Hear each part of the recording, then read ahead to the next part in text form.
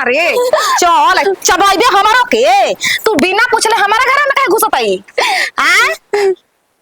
माई होई से ननद से ननद लेके रह ना बुझे तक हमर बेटी बनत ऐसे भौजी बहुत गर्मी लग रही फटिया जबान भौजी मत कर एसी में सूते का मन करता है ऐसे में सूते का मन करता रे ऐसे काहे को तेरे सुन तोर के एगो बात बताओ तनी अपने नु हटुए तू लगता है अपने नु हो जा स्टेशन पर चल जो ठीक बा स्टेशन पर जाके आए माई बात खेला बड़ी अच्छा बा गोई ला कर अपने नु हो जा अपने अपने क हमनियो के ली भौजी केहू के सबक न हो के लगे अपन माई बाप के चबाजे जाए कहा जाए अरे हम तो करम के रहेंगे हमरा के हमारे माई बाप छोड़ के चल गए जा तबे ना तू हमरा के ऐसे बोलो तर करो तर का तना रोत ऐस रे ओता तोरा के मरले नहीं त कैसे तोरा देख लाई खेलवड़िया के एकरे के छिनर झप कहल जाला एकरे के लोर एक ठप चुहत नहीं के ए भौजी कर स्टेशन चल जो जी बारो चुप हंस हंस जल्दी हो हंस दी खोल दी बांध दी काहे अरे हम बानी नु माई के काहे याद करता हम बानी नु चुप रही बताओ इहो बात हमारे इनका के देखी ना तो बड़ का कर बुझा खिलौड़िया रे चुप रहो हंस ना तुम हो फोड़ दे हम वो चाची बनी बताओ आवत है ना चाची बनी जा भौजी बनी कतना तोरा के मानत है जानत है जाए मतारी नहीं हनु करत जा करने रौरे बताई चाची जी कि अम्मा जी के गोइला के बाद हमनी के अपना बेटी से ई सवार साक्षी बावन अपना बेटी से कम ना जान ले खब जन्नी ना कोई हम कही ना मत रो चुप खैलू खाना त काहे न पढ़े बरे गोले उ तोरा के खोजत लइए सबे रही से ना उदास भाई बुझाता कल बरसी नु ह अच्छा यही से हां कल बरसी देखा ये बच्चिया काम के पाछा हम भुला गइनी काले ह दीदी के साल भर हो जाए ना कितना बढ़िया रही दीदी जी पढ़े हम यही खातिर रही नहीं अपने मन ठीक नहीं खे का जाना तनी चाची जी सुबह से रोतई कल बरसी नु ह मम्मी के अच्छा हां देखा भुलाई रनी काल हुए के दिन चल गई दीदी जी कितना बढ़िया रही कबो हंसी जाना तनी चाची जी सोचा तनी नु जानली हम अपन अलगे से सोची ना दीदी अपने सोची ना उ कहनी हम कन्यादान करम हम कहनी हम कने दोनों कोई मिल के दोनों गोतिनी आ दोनों ई लोग भाई इनकरा के उ धूमधाम से बियाह कर जाई ना हम कहीं ना त अपन बेटी निहन मान हां एकरा के करब हां सा चुप रह जौन हो करेला उ त हो गई ना रे के ज्यादा पढ़े में मन लगाओ पढ़बू लिखबू तहरे के नुका में आई किस्मत पढ़बू लिखबू त एक से एक मान चाची देखा तनी नु के जे बन के बनुआ हो जते संजे कर माई बाप ने के इनकरा के त अपन औलाद लेखा हमनी के करी ना जाए तब का कनी वही खातिर पूछे छे कते कनी नु चलो चलो पापा दूध पहुंचा देम पापा दूध पहुंचा देम अच्छा ठीक है इन करे खाती बांध दे तनी मान ले कि कुंवार बार भाई खयन पियन तबे न बरियार हो कि अनबी दूसरा गान अनका घर के बासन है एकर मुंह देख ने कबो मुंह पे हंसी ना रहला बाची के हमरा हाथ ना धीरे धीरे माई के भुलाइबू तबे न मन ल चल अब तार जिंदगी नहीं खे कैसे जियबू आय पूछियो ना चाची सब कुछ ठीक बाटे तनी बस माई के याद आवत रही एही हम ना तनी ठीक माई के याद आ तो देखा भौजाई बैसन सोननी ऐसन आजकल के भौजाई करत ऐसन केहू के तार तो भौजाई ऐसन बैसन त करत धरत बैसन काहे हमहू चल समोसा ले बनी किन के चल जातई चलो कपड़ा पर तेलवा धो के भेज तनी चाची आइए खा ली हमरा घरे भौजी पड़का दी मार के करके तूर दी का डोणावे रे आ पाहिच बना दी का हम कुछ ना कहनी हम तो चाची से कुछ खबो ना को देबे नु त जानत ऐस न खेलवड़िया तक निकोलत काहे किस कोनो का बीच के लेके रे कपार पर माला मत भई भाई से हमर जान चले लेकिन हमर बाबूजी के इज्जत पर कोनो भी आँच ना है हां देख ला इज्जतदार बाप के इज्जतदार बेटी के कलंक कनी कहीं के उठबे के मुआल का तोर मतरिया बर्तन में मजे रे खेलवड़िया सत भतरी के इतना सोची ना के कौनो से बतियाओ आजकल के बिटिया एक से एक बिटिया बाईसन के एने से ओने लेके उड़हर जाते सन लेकिन ई खेलवड़िया असल के जामन लेखा बैठ गेल बे छत्तर काट के भागतो नहीं के कोनो संगे ना कोनो संगे बतियावत को मन त करते कोनो लइका सेट करी आ कहीं उ ई नहीं के बतियावत उ करे के कहीं के तू बतिया हमरा नंदी के फसावा लेके उड़हर जो ए बाबूजी का हो कोनी बाजार ना दिन साग सब्जी नहीं खे हरियर कुछु साग सब्जी नहीं खे ना और तेल मसाला तेल मसाला तो अभी बाद 2-4 दिन चली। आलू उलू में खत्म बा। तो आलू तो बोरा ले पहनो हो हाँ तो एगो लेके धनु दिया का बोल खाए में बनल और दाल भात सब्जी ना खैनी हां आए खैनी हो आ ऊ का भी बबी हो गइलन के नहीं हो पढ़े लिखे चाहे कोनो अपन सखी सहेली के घर आय? गइल है। सखी सहेली के घरे गइलन चाहे अरे। पढ़े लिखे कम का सुनत नहीं आजकल। कहानी एक भौजी हाँ बोली आओ परसों दिन में कुछ बोले रहो लोग आओ करे के ई का कहतन जी बबुआ जी ना तो हमनी के काहे खातिर बोलन दे जी कुछु ना मानवा उदास होकर बैठा रहे कि तबीयत बुखार खा के आवे लागल बा उ जान तनी रहत उदास हो जात तरी केहू से नहीं खी बोलत मेन बात अभी तक से माई के याद भुलात नहीं खे उनकर ना करू भौजी जस माई जन्म दे के ऐसे 3 महीना 4-5 महीना के भइल ही रहे तला ही माई भूला टुकुर का अब कहेली का करम कहेली नु के भौजी देखी ना मैं महल्ला में अपना माई माई से 2 रुपया मांगेली सन 5 रुपया मांगेली सन माई माई कइले रहेली सन हम सोची ना हमरो माई रही तो हमहू मांगती नु तो समझाई ना हम तक ए बुची तरह के माई से कम थोड़े ना हमनी के प्यार दुलार देवे नी जा नहीं भाई देखो ऐसन अब हाथना दिन से तू लोग कोनो शिकायत के मौका ना दिलू लोग ऐसन करिया लोग की धर्म करम बाचर रहो भेल नु अरे कुछ शिकायत के मौका ना हाँ मिली जी इना केहू मत कहो नु कि मतरिया नहीं के तो भौजी दुख देता है भैया दुख देता है मने वो हमनी के बेटिए बराबर नु बड़ी हती हाँ, चुकी है दे। गड़तरे परले पोसले आदमी उनका रखे तो बेटिए के नु बराबर भाई जी हम तो उनका हम तो ननद ना समझी ना जन्नी उनका के बेटिए समझी ना अपन ये चाहे भौजी ये चाहे तो कनी वो खांसी के तन सिरप ले लेता हमारा के खांसी हो गइल बा हां गला खसखसात रहता अरे तो हमेशा सूते भी मीठा के भेली डाल के सूत रहा अरे फ्रिज में के पानी पी लेनी है लगता है वो ऐसे ऐसे मन बोलो ना जी कर लोग काच बाच खाए से माने जा ये बबू जी कहने नु कि अब सर से हो गइल बाड़ी ढेर दिन अब का पढ़ावला लिखावला के जरूरत बा कि नु लइका का देख के उनकर बियाह शादी कर दिए तो बढ़िया रही ये तो अच्छा रुका रखे इंटरवा पास कर लो तो कम से कम इंटर पास कर जिनो तब धर्म कर कुछ बचा रही कोनो जरूरी नहीं है कि नौकरिए घर में होई या खेतीहरे घर में होई कमाता खाता रही नु प्राइवेट ना भौजी ऐसा बात थोड़े बाकी मैं साफ जाहिल घरे कर दे बढ़िया घरे कल जाई ऐसा बात थोड़े बा पैसा करने के गड़बड़ा के बोले 10-20 हजार रुपया बेसी लागो का कर जाइयो पैसा 10-20 हजार रुपया कहा नहीं नहीं अब ये वो बहन भी है शौक पूरा के कसहूं केकरो माने तनिको लागो मत कि माने कि दू भाव हमर भैया करत है तब का का? सही बात ना ना ना अपन और से कुछ के कमी नहीं करेगा बढ़िया ले बियाह शादी कर दिए कंडी झोरा लिए के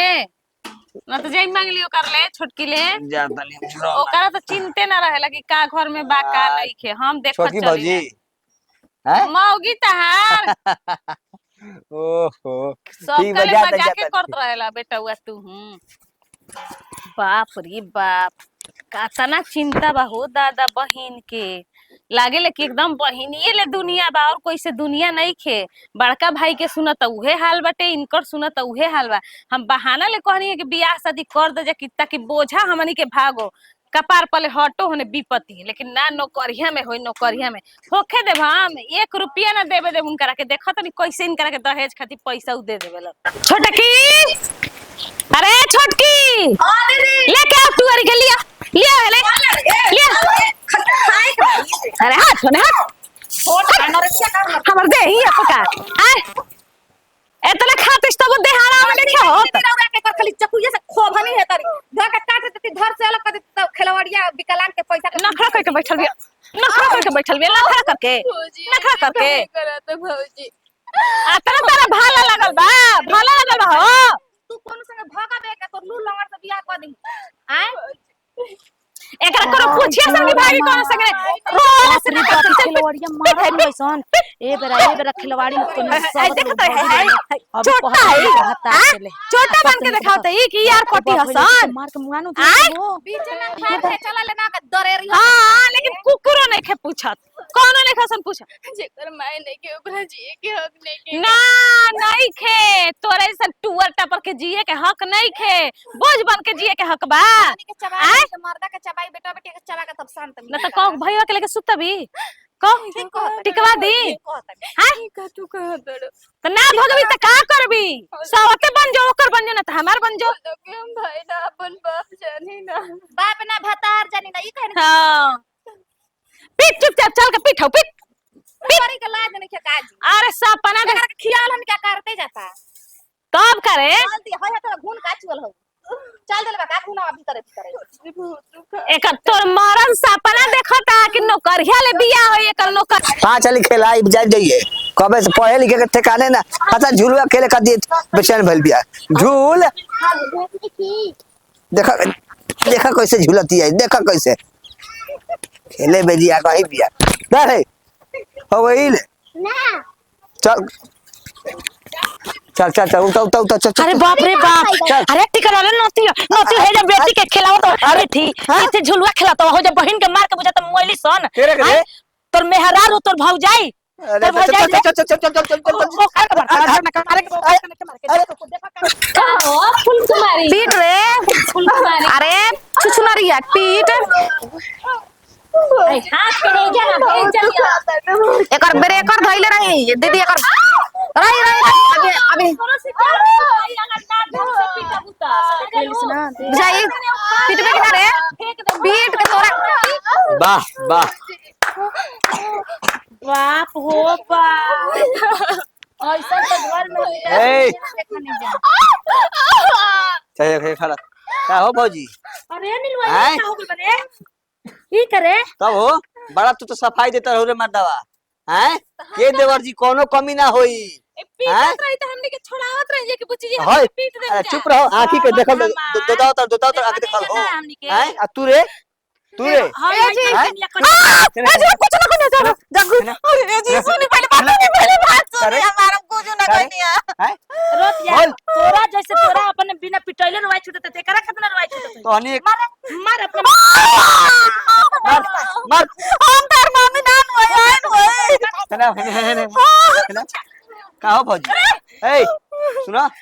तोर पे हाथ छोड़ तो कहबो कि तोरा हाथ छोड़ देलो से शर्म कर रे मर्द शर्म कर हैं एक बार तू टपर लड़की का हाथ नहीं थी हो हम ना जानने रे हैं? मंगलिनियन एक करे कुल धाना में बाउए बुझाइल ना हई तार लड़की सुनो सुनो हमारा की देखनी हो हां बनी तू हमर मर्द का बहर होगा तू हमर मर्द का बहर होगा अरे ए बोल बोल बे बोल बे हैं ए शांत रहो आ के ए। हम के रहनी के ना मारे मार अपने मतार के मार तोरो के जैसे कर ले देखा सही हो हैं देखो सच तोरा लगे एक साथ ऐसे कोई तो का होई बोलो ना का होई हो धुकत के न का होई? धुकत के न रे हैं? हत चुकी लड़की याद देख ले पुआ खती कसे मत तोनी के वो कंगाली ने बसन ए नीलू के भैया हमारा के माफ कर दे हे नीलू के भैया चल। इने को कहत ए, नीलू के सब भौजी बैग उठाओ आ तू बैग उठाओ ए जिम का जहां मन ता जा सो ए जिम का जिम हमार तो नहीं यार नहीं के जो अजी सुना से मेरा हम जो जो जो का रे का जा तू जाओ तू जा ए बुच्ची के माफ कर दो देखो समझाओ भैया के बोल के सन के ना ए चाची जी गजा भाल बा चाची जी रौरा दर्द देत बन तो दर्द देत नियम भाई दर्द देत बन कतो न बन तक चाची बनी माई दाखिल बनी हमने के एक खुनवा हनी जा जनलू आ लगवा आज भइल बनी जा न त हाथ चुकी पले लइके हम हाथ कइले ना दैले दे। बनी पोस लेनी आतना दर्द बोली ना हाथना दिन से हैं हाथना दिन से हो पूछत रही कोनो दिक्कत नहीं रे बाबी ये ऐसन ऐसन लड़की बिया तोनी का तले शिकायत बुराई ना कइलस आ तोनी का इतना बाबू से खचड़ी हैं कोने ला जे टोटे कतो से कोने ला छे रे काले बुसो बोल अब काहे न किछु बोलत बोल चोट लागल बा अभी कैसे रे हम सब्जी बनावत रहे अच्छा सब्जी सब खाना सब बना देले रहे हां हां भौजी उरी की भुजिया खाए के मन हाँ। करत रहे हां भुजिया बनाए में थोड़ा सा देर हाँ। बनता बड़की भौजी छोटकी भौजी दोनों लोग मिल के हाथ में चाकू घोप देले ओ बाप रे दादा ये कौन ए। नियम क्वेश्चन बारू से रे कल का कमी करे रहे का कमी करे गाछ ले बच ले गाछ ए नीलू के भैया ले बच काटी काटी राजी निकल करे जा अभी जा अभी रुक ए कौन के सजाई है बा ए बुच्ची ए चाची जी समझाई ना चल दे काट दे दे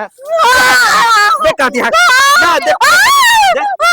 तू हो मर दी कौन जब अभी है मार दी मार जाए दो भैया, ये लोग के जितना समझ में आयल ये लोग हमरा साथे कैले जा। जैसे का तैसा करल कोनो इंसाफ ना होखेला। आज माई नहीं के बाबूजी ने खन तब नहीं लोग हमरा साथे ऐसे कैले आ जा। लेकिन हमरा कोनो अफसोस नहीं के भौजी। तोर माई बाप ना रहता तो असैन हुए तू लोग- तीसरे तू हाय बोले हमरा के अपन ना समझो तो हो जा, तू हो लेकिन हम तो लोग के जालो हो बेशरम अपन अभी माई लड़की नियन कैसे सोचती समझत है के बारे में। माफ कर दो बुच्ची हमने की अब ऐसा कभी जिंदगी में ना तारा साथे करम ये जी डॉक्टरी में लिया के जाई को हाथ के दिखवा दी तनी हमनी के बात खातिर शर्मिंदा बाई जा के लिया के चलम चला बुच्ची चला हम दवाई कराई। चल बताओ आज हम ना देखल थी कितना दिन ऐसे चली तब नहीं। तो लड़की के मार के मुंगा देती स ना। ना है चाची तू आज धर्म कर्म ढेर बचा ले लीसा धर्म करम ना हम तो आज का हम दिन देखत रही बहिन उदास के उदास रही आ कुछ बता न तो यही से कर फिफीरा में हम पर रहत रही जान एक दिन और आई रही यार घर में। चाची देख कैसे कहिए मत गांव टोला में तो बड़ा हम शिकायत ना ये बच्चा हाँ। हमार बने तोहनी के शिकायत होत हमार ना शिकायत रे हमारे नु खून खानदान बासन तोहनियो के चल हैं बोलवा बने